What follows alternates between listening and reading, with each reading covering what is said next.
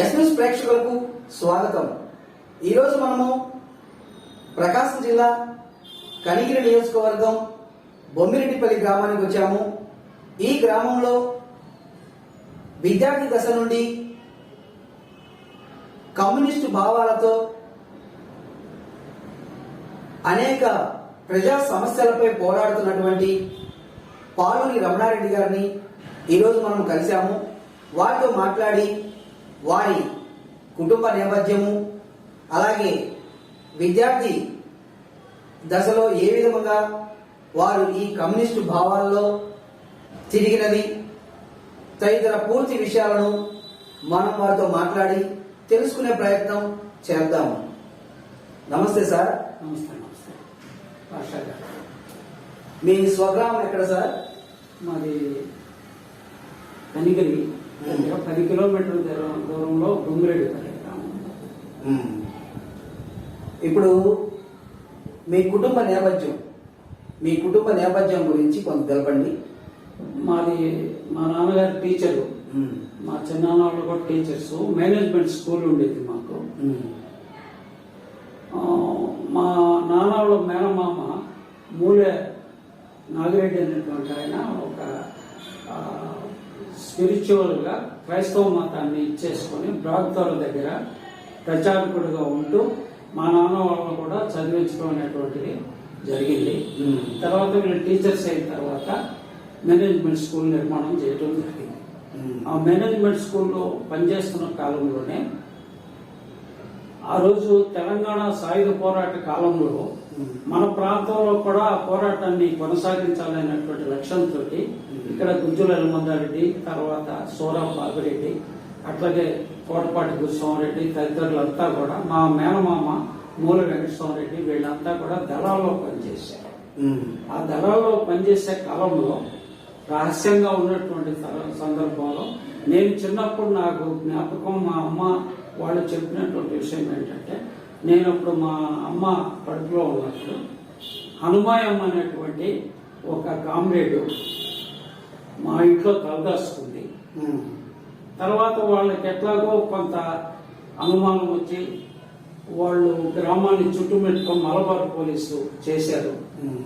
కానీ కొంచెం తెలివితేటలతో గ్రామంలో మా బంధువు, మా కుటుంబంలో మనిషిగా మా అమ్మోళ్ళతో పాటే పక్కన ఉన్నటువంటి మాకేరు వాక్కి నీళ్ళకి బిద్దలతో ఆమెను కూడా అక్కడి నుంచి తరలించి అక్కడి నుంచి వేరే ప్రాంతానికి మాసాయపేట అనేటువంటి గ్రామానికి మా చిన్నాయన కొరియర్గా వాళ్ళ అత్తగారు అక్కడికి ఆమెని తరలించడము. ఇప్పుడులాగా రోడ్డు మార్గాలు ఇవన్నీ లేవు, రహస్య కార్యక్రమం కాబట్టి నడుచుకుంటూ మాసాయపేట హనుమంతకోట మండలం అక్కడికి తీసుకెళ్లి చేర్చుకోవడం అనేటువంటిది అప్పుడు చిన్నప్పుడు నేను విన్నటువంటి సంఘటన. అట్లాగే మా మేనమామ కోసం మా తాతని, మా మేనమామ నాన్నని పోలీసులు వచ్చేసి విపరీతంగా కొట్టి ఎక్కడున్నాడు మీ కొడుకు చెప్పమనేటువంటి పద్ధతుల్లో మా గ్రామం ఒక కమ్యూనిస్టు గ్రామంగా అక్కడ రాడుతేలినటువంటి పరిస్థితి ఉంది.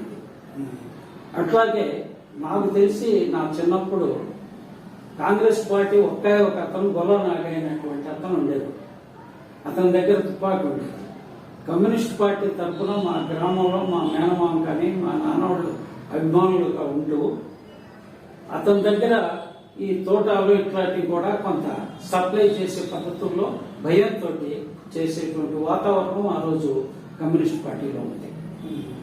అట్లాగే నా చిన్నప్పుడు నాకు ఊహ తెలిసిన తర్వాత చిన్నప్పటి నుంచి కూడా కమ్యూనిస్ట్ పార్టీ అంటే మా కుటుంబం యలమందారెడ్డి గారి ప్రోత్సాహంతో కానివ్వండి, మా నాన్నగారు వీళ్ళంతా కూడా కమ్యూనిస్ట్ రాజకీయాల్లో ఉన్నటువంటి దాంట్లో నాకు చిన్న వయసులో కొంచెం కమ్యూనిస్ట్ పార్టీ అంటే అభిమానంతో యలమందారెడ్డి గారు మా ఊరు వచ్చినప్పుడు కొన్ని పాటలు కూడా అప్పుడు నేర్చుకున్నటువంటి పాటలు పాడేవారు.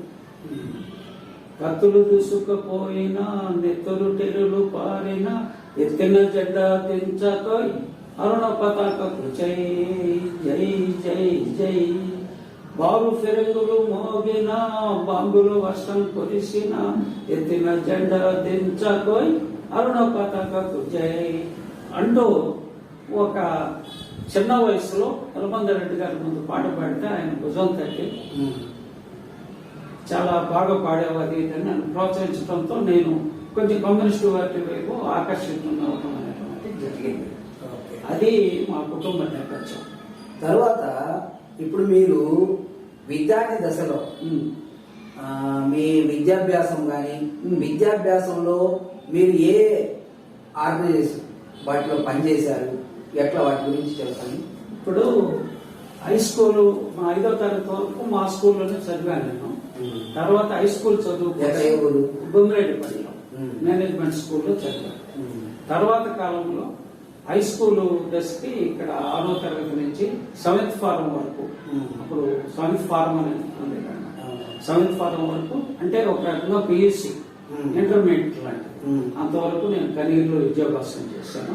ఆ రోజు విద్యాభ్యాసం చేయాలంటే మా గ్రామంలో నేను ఒకడో ఇద్దరం తప్ప అందరూ కూడా ఈ స్కూల్ దశకు వచ్చే పరిస్థితి కాకుండా ఎలిమెంటరీ తోటే డ్రాప్ అయ్యేటువంటి వాతావరణం ఉండేది.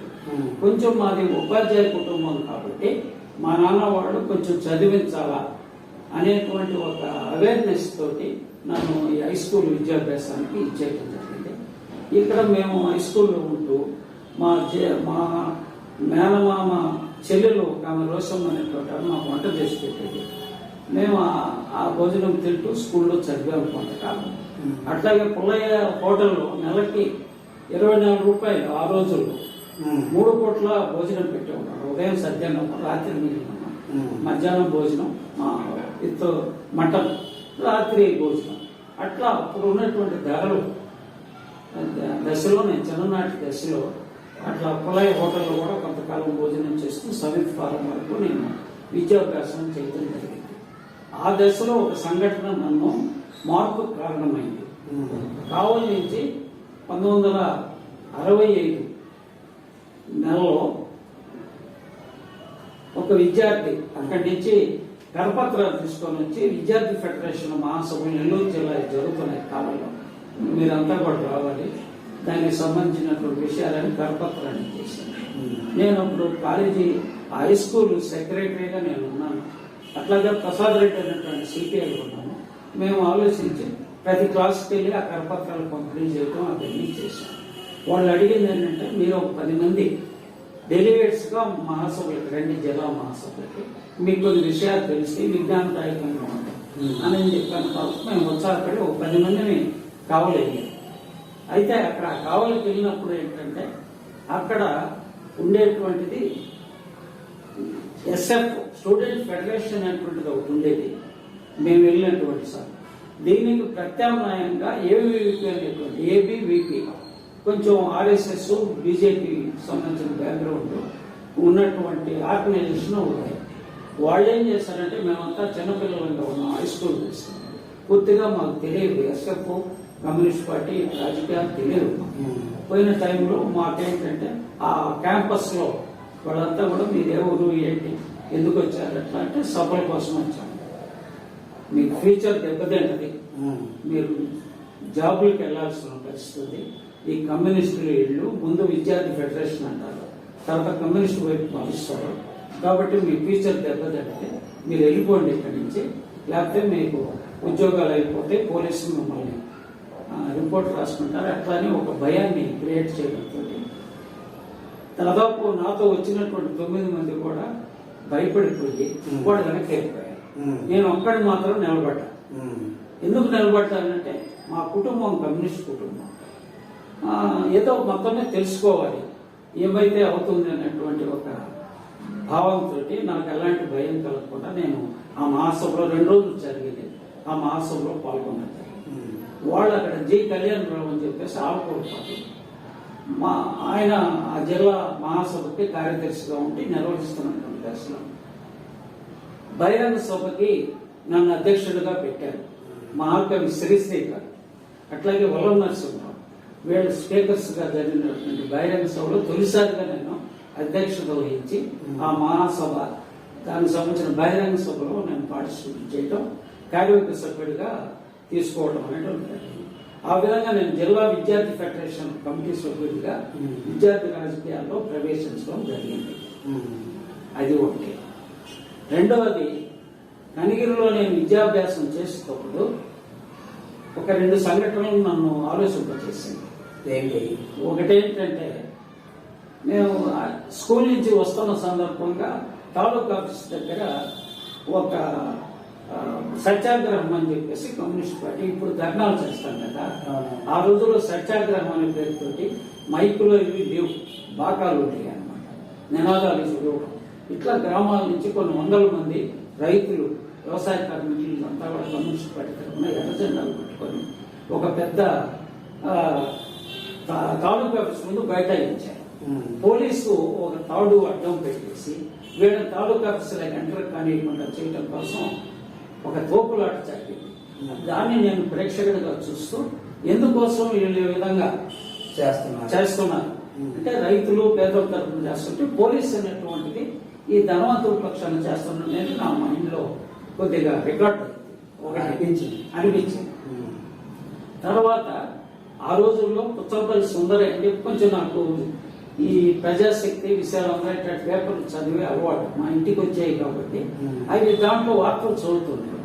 ఈ పుచ్చలపల్లి సుందర అయినట్టు ఆయన మాస్కో నుంచి ఆపరేషన్ చేసుకొని కనిగిరిలో ఒక జనరల్ బాడీకి వచ్చాడు, హెల్త్ బాగలేకపోయినా.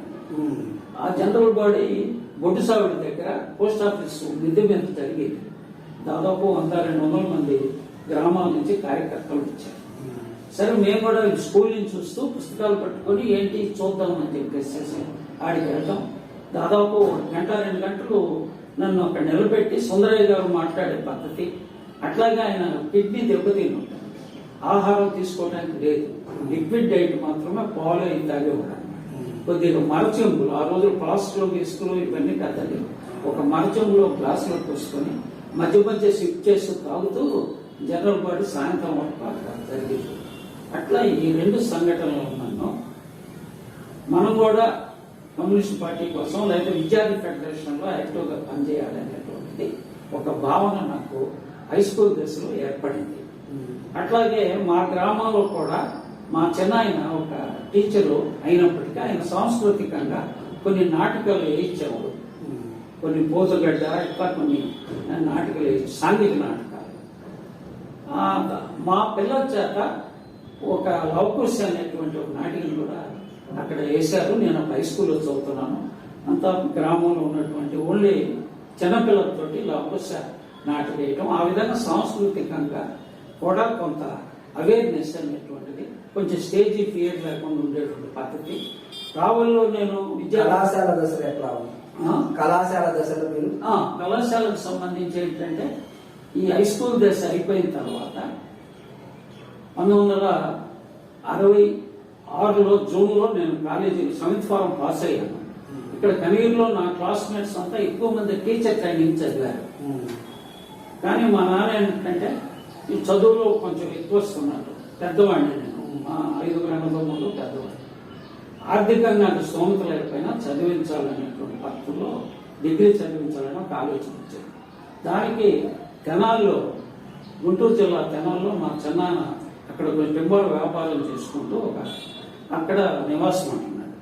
ఆయన ఏం చెప్పాడంటే వాడిని పంపించు నా దగ్గరికి, నేను నా దగ్గర భోజనం అట్లాంటి కొన్ని ఏర్పాట్లు చేస్తాను, ఫీజులు అయ్యి నువ్వు పెట్టుకొని చదివిద్దాము అది ఇది. ఆయన సహకారంతో నేను తెనాలి వెళ్ళటం జరిగింది. తెనాలికి వెళ్లే ముందు ఇంకొక సంఘటన నన్ను నేను నిర్మాణంలో కొంచెం యాక్టివ్గా ఉండడానికి దోహదపడింది. ఏంటంటే అది శంకరాయకొండలో భారత కమ్యూనిస్ట్ పార్టీ, మార్క్సిస్ట్ పార్టీ జిల్లా కమిటీ సమావేశాలు జరుగుతున్నాయి.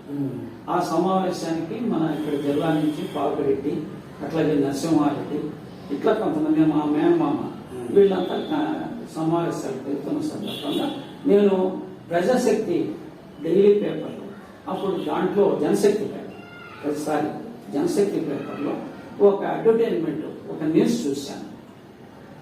వేసవిలో రాజకీయ శిక్షణ జరుగుతుంది, విద్యార్థి యువకులకి ఆ మాసంలో పాల్గొనడానికి ఫీజు, డెలిగేట్ ఫీజు ఎంత బాపట్లో జరుగుతుందని చెప్పేసి ఒక న్యూస్ వచ్చింది.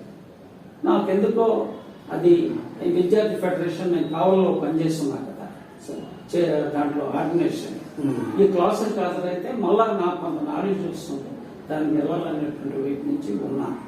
అయితే నా దగ్గర మరి చదువుకునే దశ చిన్నపిల్లవాడు డబ్బులు లేదంటే మా నాన్నగారు కొంచెం సిపిఐ భావంతో ఉండేవాడు. ఇవి సిపిఎం, మా చిన్నాన్న వాళ్ళు మా మేనమామ సిపిఎం రాజకీయ కమ్యూనిస్ట్ పార్టీలో చీలికలు.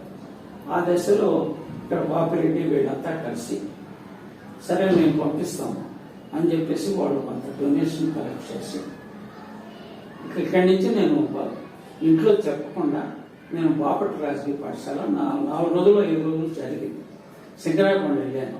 బాపట్ల వెళ్ళటానికి కూడా అప్పుడు నాకు కొంచెం వయసు పొల్లా వెంకయ్య గారు అని చెప్పి రాష్ట్ర కమిటీ నాయకుడు, ఆయన అబ్జర్వర్గా మా సభకు వచ్చాడు. ఆయనతో పాటు ట్రైన్లో సర్కార్ ఎక్స్ప్రెస్లో గుర్తుంది నాకు బాపట్ల వెళ్ళటం, ఆ క్లాసులకు అటెండ్ అవ్వటం. ఆ క్లాసుల్లో కొంతమంది పరిచయాలు అయ్యారు. సింహాద్రి సుబ్బారెడ్డి, అట్లాగే గుర్రం విజయ్ కుమార్, ఇట్లా కొంతమంది పరిచయాలు అయ్యారు. పరిచయాలు ఎందుకు మీరు ఏం చేయాలనుకుంటున్నాను అంటే డిగ్రీ చేయాలనుకుంటున్నాను. ఎక్కడ చదవాలనుకుంటే తెనాల్లో చదవాలి. అప్పుడు ఇప్పుడులాగా ఫోన్లు కాంటాక్ట్లు తక్కువగా ఉంది. ఫేస్ టు ఫేస్ రాయటం లేదా ఉత్తరాలు రాసుకోవటం తప్ప ఈ కమ్యూనికేషన్ అనేది ఫోన్లు లేవు ఆ రోజు. నేను చెప్పేది ఇది 66 కాలంలో. అప్పుడు నేను చెప్పాను, నా అడ్రస్ నోట్ చేసుకున్నాను, మిమ్మల్ని కాంటాక్ట్ చేస్తాం కాలేజీకి వచ్చిన తర్వాత. అట్లా చెప్పిన తర్వాత నేను తర్వాత మా నాన్నగారు తీసుకెళ్ళి నన్ను తెనాలి విఎస్ఆర్ కాలేజీలో చేరడం జరిగింది. కాలేజీలో డిగ్రీలో నేను బీకాంలో చేరాను 1966 జూన్ నెలలో. తర్వాత నేను విన్నాను ఏమంటే నక్సలిజం పై ఆసక్తితో మీరు నక్సలిజంలోకి వెళ్ళారని, వెళ్ళి అక్కడ కొన్ని ప్రజా సమస్యలపై పోరాడి కొన్ని కేసులలో కూడా మీరు ఉన్నారని విన్నాను. అది ఎంతవరకు నిజము, అవి ఏంటి అసలు వాస్తవం? ఎందుకంటే నేను విద్యార్థి ఫెడరేషన్ లో అక్కడ తెనాల్లో పనిచేసేటప్పుడు విద్యార్థుల సమస్యల మీద పనిచేయడంతో పాటు కమ్యూనిస్ట్ పార్టీలో అంటే మార్క్సిస్ట్ పార్టీలో డైరెక్ట్ పాయింట్ ఓకే ఏం కొంచెం అసలు మీరు నక్సలిజంలోకి వెళ్ళాలని ఆసక్తి ఎందుకు కలిగింది? ఓకే, వెళ్ళారు. వెళ్ళిన తర్వాత ప్రజా సమస్యల పోరాడుతూ కొన్ని అరెస్టులు జరిగాయి. అవి ఎంతవరకు నిజము ఏంటి? అసలు వెళ్ళారా వెళ్ళలేదా? ఎందుకని మీరు వెళ్లాల్సి వచ్చింది? 1969 మే నెలలో నేను ఈ ప్రాంతం నుంచి అంతా కూడా నక్సల్బరీ ఉద్యమం యొక్క ప్రభావంతో తరిమల నాగిరెడ్డి వాళ్ళందరి యొక్క ప్రోత్సాహంతో మనం కొన్ని ప్రాంతాలను గెరిల్లా ప్రాంతాలుగా దాన్ని అభివృద్ధి చేయాలా, రైతుల సమస్యల మీద పనిచేయాలా, కాబట్టి గిరిజనుల కోసం మనం పనిచేయాలనేటువంటి వైపు నుంచి పార్టీ ఒక లైన్ తీసుకుంది. దాంట్లో భాగంగా శ్రీకాకుళంలో గిరిజన ఉద్యమం జరుగుతూ ఉంది. బెంగాల్లో నక్సల్బరీలో ఉద్యమం జరిగింది, అక్కడ కాల్పులు ఇవన్నీ కూడా జరిగినాయి. ఆ వెలుగులో ఖమ్మం వరంగల్ ప్రాంతానికి చట్టపుల్లారెడ్డి కొంతమందిని తీసుకొని అక్కడ ఒక దళాలను ఏర్పాటు చేసుకుని ఉద్యమం సాగిస్తున్నారు. ఆ పీరియడ్ లో మమ్మల్ని కొంతమందిని మా గుంటూరు జిల్లా నుంచి నన్ను ఆ ప్రాంతానికి వెళ్ళి పనిచేయడానికి నువ్వు సిద్ధమా అని అడిగారు. నేను కూడా సిద్ధంగా ఉన్నాను. ప్రజల కోసం మనం సేవ చేయాలి, ప్రజల కోసం పనిచేయాలి. ఇక్కడుండి మనం చేసేదానికంటే గిరిజనులకు వెళ్ళి వాళ్ళ ద్వారా ఉద్యమం సాగించాలి అనేటువంటి ఒకదాన్ని నమ్మి ఈ దేశానికి విముక్తి సాగించాలంటే పేద ప్రజల ముందు ఆకట్టుకోవాలి. వాళ్ళకుండే భూమి సమస్య, వాళ్ళకుండే కొండపొట్టు సమస్య, ఫారెస్ట్ సమస్యలు ఇట్లాంటివి టేకప్ చేసి చేయాలనే దాంతో నేను తూర్పుగోదావరి ఏజెన్సీకి వెళ్ళటం జరిగింది. కాకినాడ వెళ్ళాము, అక్కడి నుంచి ఏజెన్సీ ప్రాంతానికి వెళ్ళటం అనేటువంటిది జరిగింది. అది నా గిరిజన ప్రాంతానికి, అది అల్లూరు సీతారామరాజు గతంలో బ్రిటిష్ వాడికి వ్యతిరేకంగా పోరాడినటువంటి ప్రాంతం. ఆ ప్రాంతంలో మళ్ళా మనం గిరిజనుల కోసం మనం ఎందుకు పనిచేయకూడదు అనేటువంటి ఒక ఇన్స్పిరేషన్ తోటి నేను ఈ విద్యార్థి దశ నుంచి ఈ నక్సలైట్ రాజకీయాలకి ఆకర్షితమై తరిమల నాగిరెడ్డి, దేవులపల్లి వెంకటేశ్వరరావు గారి నాయకత్వంలో నేను తూర్పుగోదావరి ఏజెన్సీకి వెళ్ళి పనిచేయడం ప్రారంభించాను. తర్వాత అరెస్ట్ అయ్యారు ఎట్లా? అది మేము అక్కడ పనిచేస్తున్న క్రమంలో పోలీసు నిర్బంధం, పోలీస్ క్యాంపులు పెట్టారు. ప్రారంభంలో మేము పోయినప్పుడు లేవు, కానీ ప్రభుత్వానికి ఏంటంటే జగన్ వెంకటరావు ఇప్పుడు ముఖ్యమంత్రిగా ఉన్నారు. నక్సలైట్లు ఈ ప్రాంతాలంతా కూడా డిస్టర్బ్ చేస్తున్నారు, కాబట్టి వీళ్ళని అరెస్ట్ చేయాలా, కేసులు పెట్టాలా, ఈ ఉద్యమం ముందుకు తీసుకెళ్ళకూడదు అనేటువంటి వైపు నుంచి పోలీస్ క్యాంపులు పెట్టడం జరిగింది. నేనేంటంటే ఆడ ఉద్యమంలో పనిచేస్తున్న క్రమంలో మాకు కొన్ని కరపత్రాలు, కొంత ఆర్థికమైనటువంటి మేము ప్రజల్లో పనిచేసేటువంటి సందర్భంలో మాకు కొన్ని అవసరాలు ఉంటాయి కదా, దానికోసం నేను తెనాలి రావడం జరిగింది. నాకున్న పరిచయాలతో మేము అక్కడ కరపత్రాలు ప్రింట్ చేసుకుని మళ్ళా వెళ్ళాలనేటువంటి సన్నాహంలో భాగంగా నేను గుంటూరు నుంచి తెనాలి ఒక లారీ ఇట్లా ప్యాంట్ షర్ట్లు వేసుకోవాలి, ఒక పంచె కట్టుకొని ఒక సంచి భుజం ధరించుకొని ఒక రైతు పద్ధతుల్లో ఏదో చిన్న వ్యాపారస్తులాగా నేను నైట్ ప్రయాణం చేయడం జరిగింది. కానీ ఆ బస్ స్టాండ్ దగ్గర నైట్ బీట్ కానిస్టేబుల్స్ తిరుగుతూ ఉన్నారు. వాళ్ళు నేను వెళ్తూ ఉంటే వాళ్ళకి ఎందుకో డౌట్ వచ్చింది. వాళ్ళలో ఒక కానిస్టేబుల్ నన్ను కొంచెం ఐడెంటిఫై చేశారు. ఎందుకంటే నేను ఆడ ముందు విద్యార్థి ఉద్యమాల్లో అనేక సమస్యల్లో పోరాడి అరెస్టులు అయ్యి తర్వాత అనేక కార్యక్రమాలు చేపట్టాను. తెనాలి కాలేజీలో విఎస్ఆర్ కాలేజీ అంటే విద్యార్థి ఉద్యమానికి రాష్ట్రంలో ఒక కేంద్రం లాగా తయారు చేశాను. అందువల్ల నేను ఐడెంటిఫై లీడర్గా ప్రొపరేట్ చేస్తాను. ఇదేంటి ఇక్కడ నైట్ టైం ఇట్లా వస్తున్నాడని వాళ్ళు కూడా కొంత సమాచారం ఉంటుంది. దాని మీద ఎస్ఐకి చెప్తాను. ఎస్ఐ ఎవరో ఏంటి అంటే ఇక్కడ మా బంధువులు ఉన్నారు, వాళ్ళ కోసం నేను వచ్చాను. అది కాదంటే ఏమవుతుంది, బ్యాగ్ చెక్ చేశారు. బ్యాగ్లో కొన్ని కరపత్రాలు అయ్యి ఐడెంటిఫికేషన్ దొరికింది. దాని మీద నన్ను పోలీస్ స్టేషన్ తీసుకెళ్లారు. సిఐ అచ్యుత నా బాబు గుప్తా అన్నమాట. అతను ఎప్పుడు మేము స్ట్రైట్ ఫైట్ చేసేవాళ్ళం ఆయన మీద అనేక ఇష్యూస్. అతనికి స్టూడెంట్గా ఉన్నాం కాబట్టి మా మీద ఇచ్చేయడానికి అవకాశం దొరకలేదు. హిందీ వ్యతిరేక ఉద్యమం సాగించాము, రిజర్వేషన్స్ మీద విశాఖ ఉక్కు ఉద్యమం ఇలాంటివన్నీ కూడా సాధించాము. అయితే ఈ లీగల్గా చేస్తాం. ఇది నక్సలైట్ ఉద్యమం అనేటువంటిది ఇది ఒక చట్ట విరుద్ధమైన అనేటువంటి భావంతో వాళ్ళు ఏం చేశారంటే అరెస్ట్ చేసినప్పుడు బాగా నన్ను టార్చర్ చేశారు. అయితే నేను మానసికంగా దానికి అలవాటు పడి ఏమైనా సరే నిర్బంధాలు జరుగుతుంటాయి, కాల్పులు జరుగుతాయి, ప్రాణాలు పోవచ్చు అనేటువంటి ఒక డెడికేషన్ తోటి ఆ రోజు ఉద్యమంలోకి వెళ్ళడం జరిగింది. అక్కడి నుంచి గుంటూరు తీసుకెళ్లారు. గుంటూరు ఎస్పీ దగ్గర ఆధారపరిచారు. ఎస్పీతో మా చిన్న వాళ్ళకి ఇన్ఫర్మేషన్ వెళ్ళింది. ఇక్కడ పోలీసులే చెప్పారు మళ్ళీ అరెస్ట్ చేశారని మనం మా చిన్న వచ్చారు. ఎస్పీ ఏమన్నాడంటే స్టూడెంట్ ఫ్యూచర్ దెబ్బతింటుంది, ఏదైనా మేము హెల్ప్ చేయాలంటే మాకు కూడా ఏదైనా హెల్ప్ చేయమని పార్టీ పరంగా ఎవరెవరు నాయకులు అనేటువంటి పత్రంలో మమ్మల్ని ఇచ్చేసాడు. మా చిన్న వచ్చి ఆయన చేయం చెప్పలేకపోయాడు. ఎందుకంటే ఆయన కూడా గతంలో కమ్యూనిస్ట్ పార్టీలో పనిచేస్తున్నాడు. మనకి చేతనైతే పనిచేయాలి, లేకపోతే కామ్గా ఉండాలి. కానీ ఉద్యమంలో పనిచేసే వాళ్ళని పట్టించడం కానీ ఇలాంటి పద్ధతులు చేయకూడదు అనేది నాకు మానసికంగా నేను సిద్ధంగా ఉన్నాను.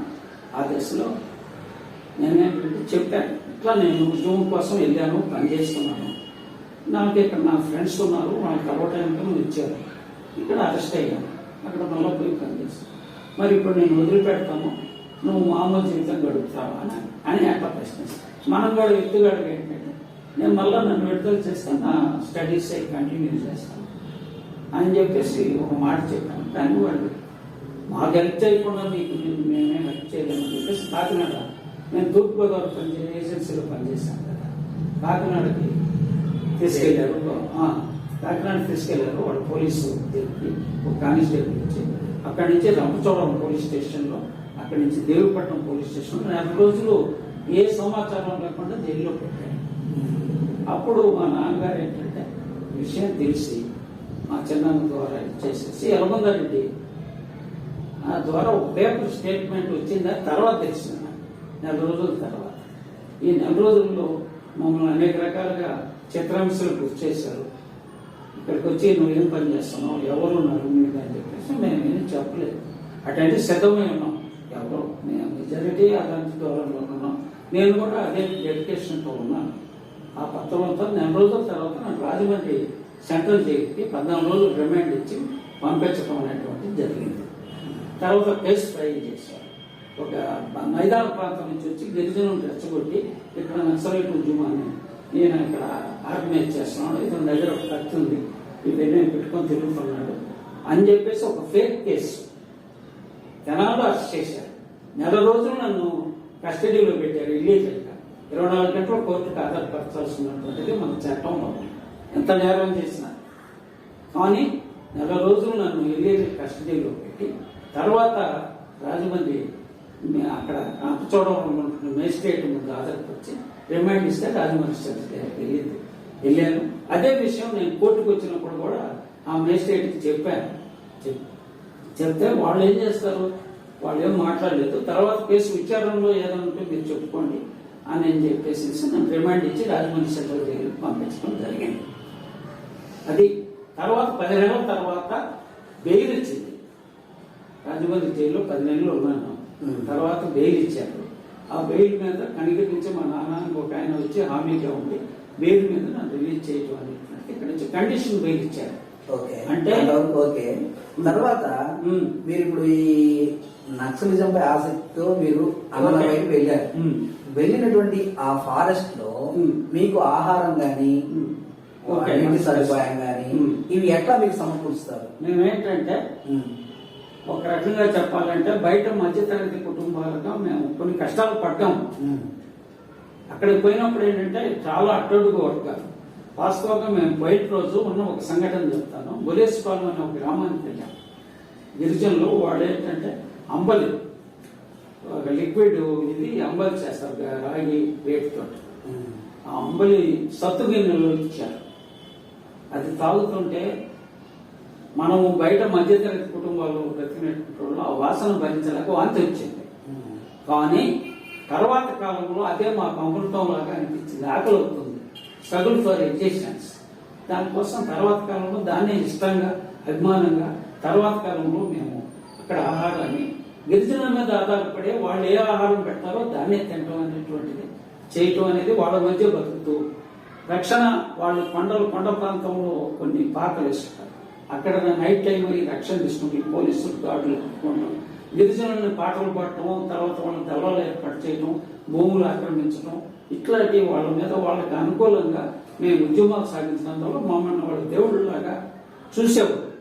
అందుకే ఒక కార్యకర్త లాగా మేము కూడా ఏంటంటే ఈ గిరిజనులందరూ సమీకరించుకొని కొన్ని వేల మంది మా యొక్క సమితిలోతం అయ్యేవాడు. అక్కడ ఏ పార్టీలు లేవు, మేము వాళ్ళకి శరణ్యమయ్యాము, వాళ్లే మాకు ఆధారమయ్యారు. ఆ విధంగా ఆ గిరిజన ప్రాంతంలో పనిచేసాం. అనేక ఇబ్బందులు కూడా ఎదుర్కొన్నాము. 2-3 సంఘటనలు చెప్తాను. ఒకసారి మేము నైట్ టైం ప్రయాణాలు చేస్తాం, పగలు ప్రయాణం చేయం. ఎందుకంటే పోలీసులు తిరుగుతుంటారు. ఇక ఒక్క గ్రామం నుంచి గూడెం నుంచి ఇంకొక గూడెంకి వెళ్ళాలంటే ఈ అడవుల్లో కూడా నైట్ టైం ప్రయాణం చేస్తాం. అట్లాగే ఒక ప్రాంతం నుంచి ఎక్కడికన్నా బయటికి కాకినాడలో మాకు కొంచెం పార్టీ అభిమానులుగా మెడికల్ స్టూడెంట్స్, ఇంజనీరింగ్ స్టూడెంట్స్ ఉండేవారు. మాకు కొంచెం హెల్త్ ఏదైనా ప్రాబ్లం వస్తే షెల్టర్ కోసం దగ్గరికి వెళ్తాం. తర్వాత ఇట్లా కొన్ని ఇంటి కోసం జర్నీలు చేయాల్సి వస్తుంటుంది కొన్ని సందర్భాలు. అప్పుడు మేము వెళ్ళాలంటే మాకు గోదావరి దాటి వెస్ట్ గోదావరి వెళ్తే కొంచెం మేము పోలవరంకి వెళ్ళి పోలవరం నుంచి రాజమండ్రి వెళ్ళిపోయేవాళ్ళం. అక్కడ ఏంటంటే ఈ పోలవరం గోదావరి దాటడానికి మాకు పడవలు నైట్ టైం దొరకవు. అప్పుడు వాళ్ళు గిరిజనులు ఏం చెప్పారంటే ఈ తాటి ఇది ఒక బారు ఇది ఉండేది, దాంట్లో కూర్చోబెట్టుకొని ఇట్లా ఊగుతా ఉంటాం, ఈతరాలు చెప్పారు. మీరు అటు ఇటు కొంచెం అలలకి ఇదవుతుంది గోదావరిలో, మీరు గట్టిగా ధైర్యంగా నిలబడి కూర్చోండి అని చెప్పేసి మమ్మల్ని దాటించేవాళ్ళు. అప్పుడు వాస్తవంగా భయం వేస్తున్నాను. అయినా ఒక ఉద్యమ లక్ష్యంతో ఏమైతే కావాలో మనం దాటి గమ్యం చేరాలా అనేటువంటి పద్ధతిలో అట్లా చేయాలి. అట్లాగే ఒకసారి మేము ఉండేటువంటి గూడెంలోకి మేము కొన్ని సందర్భాలు రక్షణ తీసుకుని ఊరి చివరు ఉండేవాళ్ళం. పోలీసులు అక్కడికి వస్తున్నారనే సమాచారం తెలిసి కొంచెం అడవిలో బ్యాక్ సైడ్ వెళ్ళి అక్కడ మేము 2-3 ఉన్నాం. అక్కడికి పోయి ఉంటే సంచారం ఉండదు కదా, మేము పడుకొని అట్లా పడుకుందామని మా ప్లాస్టిక్ ఇవి కవర్స్ పరుచుకొని అక్కడ పడుకునేవాళ్ళం. చిత్రంగా 3-4 దాసుబాములు కత్తి గుడ్డే జలధరించి ఇక వెంబట నుంచి చల్లగా పక్కలు కొట్టుకొని ఒక ప్రాంతానికి పోయి అక్కడ ఉన్నాం. అట్లాగే కొన్ని ఎప్పుడేం జరుగుతుందో తెలియని భారం. ఇంకొక సందర్భంలో మాకు మలేరియా ఎఫెక్ట్ అయింది. ఎందుకంటే అక్కడ నీళ్ళంతా కూడా ఈ చల్ల నీళ్ళు మలేరియా, ఈ మలేరియా మాకు ఎఫెక్ట్ అయ్యి పూర్తిగా మొమ్మాలకి ఒక గూడెంలో ఉన్నాం. ఆ పైన గూడెంలో పైన ఒక పాకలో ఉన్నాం. నెల రోజులు దాదాపు ఆహారం లేదు, వాంతులు అవుతాము. ఇక మెడికల్ ట్రీట్మెంట్ తీసుకోకపోతే కష్టం అని చెప్పేసి ఇక బయటికి రావాలా, కాకినాడ హాస్పిటల్లో పోయి జాయిన్ అవ్వాలని దాంట్లో ఇల్లే ఓపిక లేదు, పోలీసు నిర్బంధం. ఎట్లా అని చెప్పేసి ప్లాన్ చేసుకొని అక్కడ మనకి అభిమానులు ఉన్నారు. సాంబయ్య గారని ఇప్పుడు పేరు గుర్తొచ్చింది. ఆయన ఏం చేశారంటే కర్ర వ్యాపారం చేసేవాడు. పొలంలో ఇవన్నీ రాజమండ్రికి తరలించుకొని అక్కడ అమ్ముతారు. మా కోసం పడవ మాట్లాడి ఆ పడవలో కొన్ని పూలు వేసి మమ్మల్ని దానికి ఇద్దరు, నేను రామిరెడ్డిని మేము ఇద్దరం పడవలో రాజమండ్రి వరకు వెళ్ళి అక్కడి నుంచి హాస్పిటల్లో జాయిన్ అయ్యాం. గవర్నమెంట్ హాస్పిటల్ ఏదో మారు పేరుతోటి. కానీ అక్కడ ఏంటంటే మలేరియా కాదు, ఈ జాండీస్ వచ్చింది. జాండీస్కు లివర్ ఎఫెక్ట్ ఉంటుంది అమ్మ. అవి వెంటనే స్టాప్ చేసి మళ్ళా మెడికల్ ట్రీట్మెంట్ అనేటువంటిది ఇచ్చి కొంత రెస్ట్ ఇచ్చి దాదాపు 4 రోజుల తర్వాత మళ్ళా కోలుకొని మళ్ళా ఆ ప్రాంతం వెళ్ళడం జరిగింది. అట్లా పోలీసులు అనేక సార్లు దాడులు జరిగాయి. తప్పించుకొని తిన్నగా గండంగా ఉండేది. బయట పడుకుంటే ఒకసారి పులి వచ్చింది ఆ ప్రాంతంలో. అది వాళ్ళు చెప్పేవాడు, వాడు పులి జాడలు, వాడు గిరిజనులు కొంచెం తప్పుకొని పక్కగా పాములు నిత్యం ఉంటానే ఉంటాయి. ఇలాంటి సంఘటనలు ఏంటంటే అప్పుడు జీవితము ప్రజల కోసం మనం పనిచేయాలనేటువంటి పద్ధతిలో మేము ప్రాణాన్ని ఫణంగా పెట్టి చేసేవాళ్ళం. ఇంకొక సంఘటన కూడా మీకు చెబుతాను. మేము వయసులో ఉన్నాం, మ్యారేజెస్ చేసుకోవాలి. అక్కడ గిరిజనుల్లో చాలా అందంగా ఉండేటువంటి వాళ్ళు, వయసు రీత్యా కొంత ఆకర్షణ కూడా ఉంటుంది. అయితే మేమేంటంటే ఒక శ్రీశ్రీ అన్నట్టు పువ్వు లాంటి యవ్వనాన్ని నిగ్గబట్టి నిలిచాము అని చెప్పి ఆయన ఒక పాట రాస్తాడు. అంటే యవ్వనాన్ని కూడా కంట్రోల్ చేసుకుంటాము అనే పద్ధతుల్లో మేము ఆ రోజు అలాంటి ఆలోచనలు తవ్వకుండా మనం దేశానికి విముక్తి చేయాలా, ఈ ప్రాంతం గిరిజనులు ఇచ్చేయాలనేటువంటి లక్ష్యంతో మేము పనిచేయటం అనేటువంటి దాదాపు 15 సంవత్సరాలు ఆ ప్రాంతంలో నేను పనిచేయటం జరిగింది. 15 సంవత్సరాలు మధ్యలో ఇప్పుడు అదంతా వదిలిపెట్టి ఎన్ని సంవత్సరాలు అవుతుంది? నేను దాదాపు 82 వరకు నేను ఆ ప్రాంతంలోనే పనిచేశాను. రాజమండ్రిలో ఉన్నా. దానికి ముందు మీకు కొంచెం వివాహ జీవితం దీనికి సంబంధించి కూడా కొంత చెప్పాల్సి ఉంటుంది. ఓకే, మీరు వేసింది 82 ఆ ప్రాంతంలో. నేను వెళ్ళింది 69 నుంచి 82 వరకు చేశారు. 82 తర్వాత నుంచి ఇంకా బయటకు వచ్చేసారు. కేసులు ఇవన్నీ ఉన్నాయి. మళ్ళా ఎమర్జెన్సీలో అరెస్ట్ అయ్యాను. రాజమండ్రి జైల్లో 1.5 సంవత్సరం ఉన్నాను. ఆ 1.5 సంవత్సరంలో 1 సంవత్సరం శిక్ష పడింది ఒక కేసు, కుట్ర కేసులో. ఆ 1.5 సంవత్సరం ఉన్నాను కాబట్టి జైలు మీద బయటకు వచ్చేసి ఇప్పుడు మొత్తం అయిపోయినట్టే. తర్వాత 80లో కూడా మళ్ళా ఒకసారి వెళ్ళాను లీగల్ గా పనిచేద్దాం. ఎమర్జెన్సీ అది లిఫ్ట్ అయింది. ఇప్పుడు ఆ కేసులో ఎన్ని కూడా పోయినాయి, ఫ్రీ అయ్యాను. వాయిదాలు పెరిగాను. ఇప్పుడు నా మీద కేసులు అయిపోయింది. ఇప్పుడు మీరు ప్రెసెంట్ ఏంటంటే అవన్నీ వదిలిపెట్టేసి ప్రజా సమస్యల్లో ప్రజల వద్ద ఉండి మీరు ప్రజా సమస్యల్లో పోరాడుతుంది. ఇప్పుడు ఏంటంటే ఇక్కడ భాష గారు ప్రజలు అనేటువంటిది గిరిజన ప్రాంతాల్లో, మైదాన ప్రాంతాల్లో కూడా ఉన్నారు. మన కనిగిరిలో గతంలో మీరు ఏంటంటే అడవుల్లో ఉండి పోరాటాలు చేశారు. అవును, అన్నలతో కలిసి. కానీ ఇట్లా ఇప్పుడు ప్రజెంట్ మీరు ఎన్ని సంవత్సరాల నుంచి జనజీవన స్రవంతిలో ఉన్నారు? 82 నుంచి ఉన్నాను. మధ్యలో కొంత పార్టీలో చీలికలు అటు వల్ల కొంచెం డిస్టర్బ్.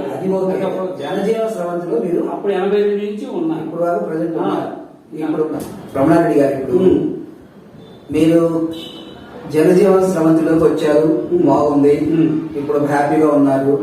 తర్వాత మీ వివాహ జీవితం గురించి చెప్పండి.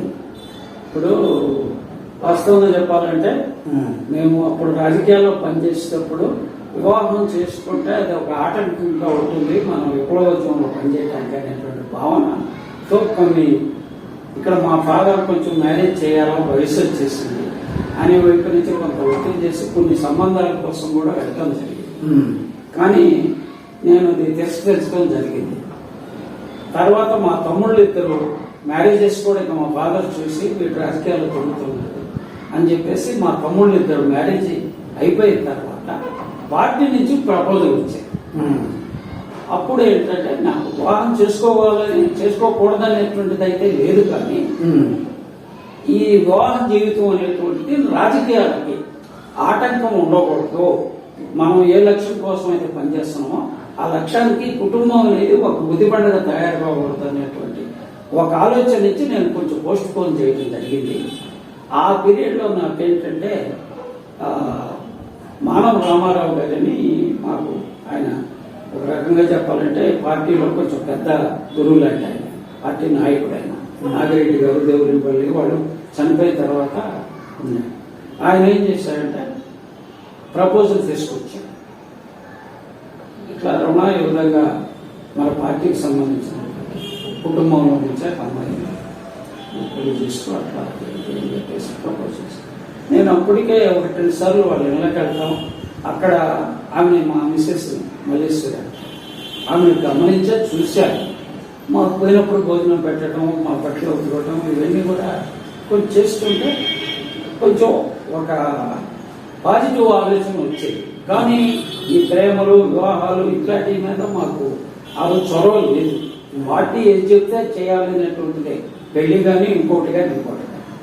సరే అప్పుడు ప్రపోజల్ వచ్చినప్పుడు పార్టీ వాళ్ళు ఏం చెప్పారంటే సరే వెళ్ళి చూడు మాట్లాడు, తర్వాత మీ ఇద్దరు ఇష్టపడితే మ్యారేజ్ చేసుకోవచ్చు అట్లా అన్నారు. నేను విజయవాడ, అప్పుడు నేను కాకినాడలో ఉంటున్నాను.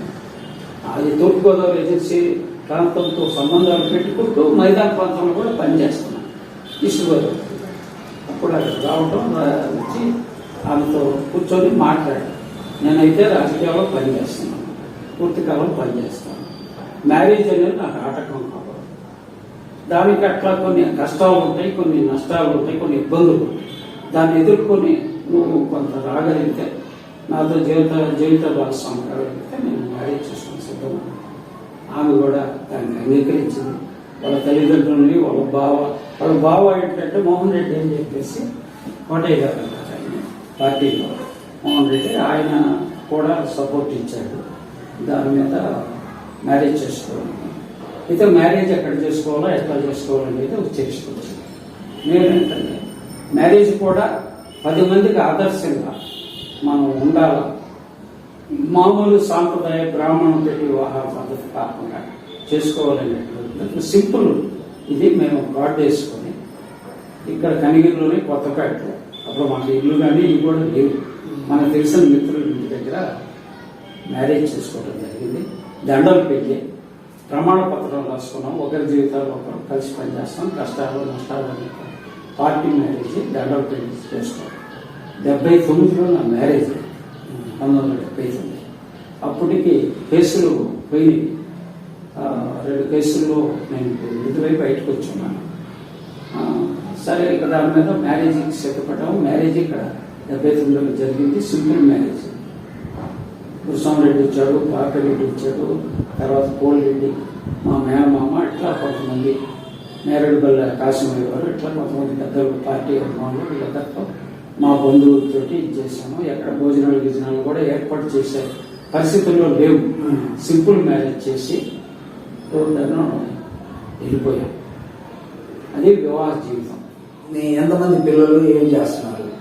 మా పిల్లలు 2 పిల్లలు, బాబు, ఒక అబ్బాయి ఒక అమ్మాయి. అబ్బాయి డిగ్రీ వరకు చదివించాడు, అమ్మాయి బీటెక్ చేసింది. తర్వాత బ్యాంకు టెస్ట్లో సాఫ్ట్వేర్ జాబ్ చేస్తూ తర్వాత ఈ బ్యాంకు ఎగ్జామ్ కూడా రాసింది. ఆ బ్యాంక్ ఎగ్జామ్లో సెలెక్ట్ అయింది. క్యాషియర్గా ఇప్పుడు కరీంనగర్లో పనిచేస్తుంది. హైదరాబాద్లో చేసింది, ఇప్పుడు కరీంనగర్లో చేస్తుంది. అబ్బాయి ఏం చేశాడంటే హోటల్ మేనేజ్మెంట్ కోర్స్ చేస్తూ, మా మిసెస్ వాళ్ళ నాన్న హోటల్ ఉంది విజయవాడ, సత్యంగారి హోటల్. దాంట్లో క్యాష్లో అక్కడ వంట దానికి సంబంధించినటువంటి కొంత అనుభవం తీసుకొని కోర్స్ చేసి అమెరికా షిప్పుల్లోకి వెళ్ళి అక్కడి నుంచి అమెరికా వెళ్ళి ఒక 3-4 సంవత్సరాలు ఫస్ట్ 10 రూపాయలు కూడగట్టుకొని మ్యారేజ్ చేశాము. మా బంధువులు అన్నారు. ఆమె టీచర్ పోస్ట్ వచ్చింది. వాడు ప్రస్తుతం గుడివాడలో వాళ్ళ జీవనం వాళ్ళు గడుపుతాను. ఒక అబ్బాయి ఎక్కడ గుడివాడ, విజయవాడలో ఉన్నారు. అక్కడ జాబ్ కోసం గుడివాడలో ఉన్నారు. అమ్మాయి వచ్చేసేసి హైదరాబాద్లో ఉంది. అమ్మాయి బీటెక్ చేసింది, బ్యాంక్ జాబ్ చేస్తుంది. ఒక ఇంటర్ క్యాస్ట్ మ్యారేజ్ చేశాం. ఒక రజిక వాళ్ళకి సంబంధించి ఇష్టపడ్డది చేశారు. ఆ అబ్బాయి సాఫ్ట్వేర్ చేస్తున్నాడు. కొంత కరోనా టైంలో కొంచెం డిస్టర్బ్ అయింది. మా మిస్సెస్ ఏంటంటే వాళ్ళకి 2 పిల్లలు, మా అమ్మాయికి ఒక బాబు ఒక పాప, కొడుకు వచ్చి ఒక అబ్బాయి. వాళ్ళ పిల్లల సంరక్షణ అనేది 2 జాబ్కి పోతారు కాబట్టి ఆ పిల్లోడు కొంచెం వాళ్ళ అమ్మమ్మ గారి ఇంట్లో ఉండేది. వీళ్ళకి ఎవరు చూసేవాళ్ళు లేదు పరిస్థితుల్లో మా మిస్సెస్ అంగన్వాడీ టీచర్గా చేస్తూ ఆ జాబ్ వదులుకొని పిల్లల కోసం మనవడుల కోసం ఆమె కూతురు దగ్గర ప్రస్తుతం కరీంనగర్, హైదరాబాద్ దగ్గర కరీంనగర్లో ఉంటారు. Okay sir. అదే ఓకే. తర్వాత మీరు ప్రస్తుతం ఇప్పుడు ఉన్న పరిస్థితుల్లో కొన్ని ప్రజా సంఘాలతో కలిసి పనిచేస్తున్నారు. అవును. దాంతో పాటు మీ స్వగ్రామైనటువంటి బొమ్మిరెడ్డిపల్లి గ్రామానికి ఎంపీటీసీగా పోటీ చేసి గెలుపొందారు. అవును. ఈ ప్రజా సంఘాలు ఏ విధంగా పనిచేస్తున్నారు, ఎంపీటీసీగా ఏ విధంగా మీరు గెలిచారు, గెలిచిన తర్వాత ఏ పనులు మీరు ఆ గ్రామానికి చేశారు? ఇప్పుడు వాస్తవంగా ఏంటంటే మా కుటుంబం కొంచెం మీరు చెప్పాను కదా, రాజకీయంగా కాస్త ఆ గ్రామాల్లో టీచర్లు అయినప్పటికీ మా కుటుంబాల నుంచి మా మేనమామ ప్రథమ సర్పంచ్లో నేను కంటెస్ట్ చేయడం జరిగింది. కమ్యూనిస్ట్ పార్టీ తరఫున ఎంపీటీసీ గెలవడం జరిగింది. తెలుగుదేశం అభ్యర్థి 30 ఓట్లతో గెలిచాను. ఎలాంటి డబ్బు తర్వాత సారా ఇలాంటి ఏమీ లేకుండా ప్రజల అభిమానంతో గెలవడం జరిగింది. దానికంటే గ్రామంలో కొన్ని భూమి సమస్యలు తీసుకుని పనిచేయటం నేను తీసుకొని చేశాను. తర్వాత మా నాన్నలు చేసినటువంటి బ్యాక్గ్రౌండ్ ప్రజలకు భూములు పంపకం, ప్రతి ఒక్కరికి 5 ఎకరాల భూమి ఇచ్చారు. అందువల్ల ఎస్సీలు కానీ మిగిలినటువంటి పేద వర్గాలను కూడా మా మీద ఉన్నటువంటి అభిమానంతో నేను కొంత సర్వీస్ చేస్తున్నానటువంటి అభిమానంతో ఆ రోజు డబ్బు ఈ ప్రభావాన్ని అంతా కూడా పక్కన పెట్టేసేసి నన్ను ఎంపీటీసీగా గెలిపించడం జరిగింది. ఓకే. అది 2006లో నేను ఎంపీటీసీగా ఇక్కడ ఏమేమి గెలిచిన తర్వాత ఆ గ్రామాభివృద్ధికి ఏమేమి గ్రామంలో ప్రధానంగా ఏంటంటే నేను ఎన్నికల సందర్భంగా పనిచేస్తున్నప్పుడు కొంతమంది గ్రామంలో గుడి కట్టించమని గుడికి కొంత చందా ఇవ్వమని అడిగారు. మా తమ్ముడిని అడిగారు, నన్ను డైరెక్ట్గా అడగలేదు. నాకు అటుగా నమ్మకం. సరే నేనేం చెప్పానంటే గుళ్ళకి గోపురాలు డబ్బులు, చెరువు అనేటువంటిది మనకి పంటలు పండించుకోవడానికి కావాల్సినటువంటిది. మా నాన్న పీరియడ్లో ఆ చెరువు శాంక్షన్ చేయించారు. దాన్ని కొంత ఇప్పుడు శిథిలావస్థలోకి వచ్చింది. మళ్ళా ఇరిగేషన్ పర్పస్ కోసం ఆ చెరువుని మళ్ళా మనం పునరుద్ధరించే దానికోసం నేను ఎంపీటీసీగా కృషి చేస్తానని చెప్పాను. అలా ఆ వాగ్దానాన్ని నెరవేర్చాను. కాంట్రాక్ట్ నేను ఇంకొక మిత్రుడు కలిసి తీసుకొని ఆ చెరువుని ఇప్పుడు ఇరిగేషన్ గా మాకు బిజ్జమరపల్లి ఎన్నపల్లి చెరువు అనేటువంటిది అది డెవలప్ చేశాను. తర్వాత మా గ్రామంలో భూములు కొంతమందికి ఎస్సీలకి కొంత భూమిని పంపకం చేశాం. వాళ్ళందరికీ పట్టాలు ఇవన్నీ కూడా ఉచితంగా ఇప్పించడం అనేటువంటిది. అట్లాగే ఉపాధి హామీ పనులు కూడా పెద్ద ఎత్తున తీసుకొని పనిచేయడం అనేటువంటిది. అట్లా కొంచెం గ్రామాన్ని కొంత డెవలప్ చేసే దానికోసం పేద ప్రజల పక్షాన్ని నేను చేయడం జరిగింది. 2 కీలకమైనటువంటిది ఏంటంటే చెరువు ఒకటి చెప్పాను కదా, రెండవది మాకు తార్ రోడ్డు చాలా ఘోరంగా ఉంటుంది. అక్కడి నుంచి 10 కిలోమీటర్లు రావాలంటే అటు అజిస్పురం వచ్చి బస్సులోనే రావాలి, లేదా నడుచుకుంటూ రావాలి. చాలా మట్టి రోడ్డు చాలా ఘోరంగా ఉంటుంది. దానికోసం మేము ఏం చేసామంటే ఒక కమిటీ ఏర్పాటు చేసాం. అక్కడ సూర్యరావు అని, తర్వాత బిఎస్ఎన్ ఒక రెడ్డి ఉన్నాడు, ఆయన మేమంతా కలిసి గ్రామాల్లో పంచాయతీ సర్పంచ్లతో 10 మందితో కమిటీ ఏర్పాటు చేసి హైదరాబాద్ వెళ్ళాం. రాజశేఖర రెడ్డి కలిసాం. అప్పుడు తిరుపతినాయుడు ఎమ్మెల్యే పీరియడ్ లో ఆయన అపాయింట్మెంట్ తీసుకుని ఒక రిప్రజెంటేషన్ ఇచ్చి తార్ రోడ్డు అనేటువంటి చాలా బ్యాడ్ కండిషన్ ఉంది, మాకు గుడిపాడు వరకు కనిగిరి నుంచి గుడిపాడు వరకు 25 కిలోమీటర్లు రోడ్డు కావాలని చెప్పేసి మేము ఇచ్చేయటం. ఆయన ముఖ్యమంత్రి కోటాలో స్పెషల్ దీని మీద ఇచ్చేసేసి రోడ్డు శాంక్షన్ చేయడం జరిగింది. ఇప్పుడు తార్ రోడ్డు పడింది. తార్ రోడ్డు పడిన తర్వాత ఇప్పుడు ఆటోలు తిరుగుతున్నాయి, బస్సులు తిరుగుతున్నాయి. కానీ ఒంగోలు కూడా షార్ట్ కట్ లో తాళ్ళూరు మీదుగా అటు కొండేపి మరిపూడి ఇంటి మీద వెళ్ళేటువంటి బాగా ట్రాఫిక్ దీనిగా చేయగలిగాను. ఆ విధంగా నేను 5 సంవత్సరాలు ఇంకా చేయాల్సిన కొన్ని ఇంకా ఉన్నప్పటికీ మండలంలో నేను కొంచెం సమస్యల మీద చెప్పడం, కొన్ని శాంక్షన్ చేయించుకోవడం అట్లా చేస్తూనే ఈ ఈ ఇష్యూస్ మీద మనం పనిచేసి కొంత ప్రజలకి నన్ను ఎన్నుకున్నందుకు వాళ్ళకి ఈ కావాల్సినటువంటి నేను పనులు చేయడం అనేటువంటిది నాకు సంతృప్తి కలిగించింది. ఓకే సార్, ఫైనల్ గా ప్రస్తుతం ఇప్పుడు మీరు ఏ పార్టీలో కొనసాగుతున్నారు, ముందు ముందు ఇంకా ఏమేమి చేయాలనుకుంటున్నారు చెప్పండి. ఇప్పుడు ఆశా గారు కమ్యూనిస్ట్ పార్టీ అనేటువంటిది మీకు చెప్పాను కదా, నేను వెళ్ళి పనిచేశాను. కొంచెం మీకు లిబరేషన్ సిపిఐఎంఎల్ లిబరేషన్ లో నేను ఈరోజు పనిచేస్తాను. దీనికి ముందు ఏంటంటే కొన్ని చీలికలు ఏర్పడ్డాయి. కమ్యూనిస్ట్ పార్టీ చిన్న చిన్న సమస్యల మీద చీలికలు ఏర్పడి గ్రూప్ ఫ్యాప్లు అయిపోయిన తర్వాత కొంత నిరుత్సాహానికి గురయ్యాయి. చీలిక తప్పని చెప్పి వాదించాను. కుటుంబం ఆర్థిక పరిస్థితుల్లో ఇబ్బందుల్లో పడింది. మా మిస్సెస్ అంగన్వాడీ టీచర్గా పనిచేస్తూ కుటుంబాన్ని పోషించుకోవాల్సి వచ్చింది. పిల్లలు ఎదిగొస్తున్నారు. వాళ్ళకి తగినటువంటి ఇది మేము గ్రామం పెద్ద ఉన్న కుటుంబం కాదు.